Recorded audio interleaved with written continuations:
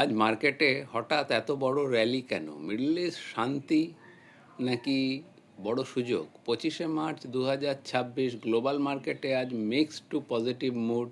Middle ইস্টের tension কমার খবরে ইনভেস্টার সেন্টিমেন্ট বুস্ট পেয়েছে। ইন্ডিয়ান মার্কেট আজ দারুণ পারফর্ম করেছে। ফিনান্সিয়াল স্টক র্যালি করেছে। শ্রীরাম ফিনান্স বেড়েছে প্রায় 6%। টাইটান কোম্পানি উঠেছে গোল্ড প্রাইস রিবাউন্ডের জন্য।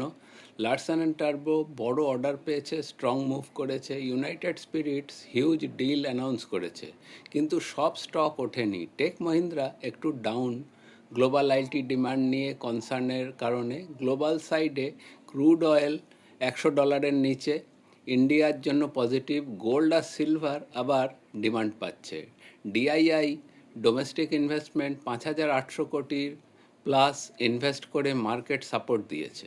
এফআইআই এখনও সেলিং করছে। মার্কেট র্যালি করছে নিউজের ওপর, কিন্তু স্মার্ট ইনভেস্টররা নিউজ ফলো না করে স্ট্র্যাটেজি ফলো করেন। আপনার পোর্টফোলিও কি রেডি এই ধরনের ভোলাটিলিটি হ্যান্ডেল করার জন্য? ডিএম করুন, রিভিউ হেল্প করা হবে আপনাকে। এই ভিডিওটি শুধুমাত্র এডুকেশনাল পারপাসের জন্য, কোনো ইনভেস্টমেন্ট অ্যাডভাইস নয়। ইনভেস্ট করার আগে ফিনান্সিয়ালসের সাথে পরামর্শ করুন।